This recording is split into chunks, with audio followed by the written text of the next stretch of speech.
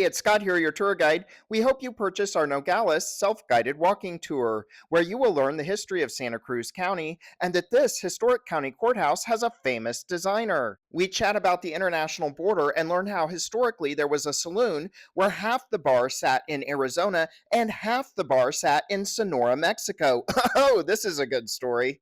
We'll learn that the first border wall on the southern border shows up right here in Nogales, Arizona. And we'll chat about the historic Battle of Ambos, Nogales. We chat about several department store tycoons. We learn the newspaper history of Nogales, including how residents of Nogales used to learn of breaking news. A few of the attractions require driving past, and that includes the former home of Arizona's first Latino governor, and learn why President Lyndon B. Johnson asked him to change his name.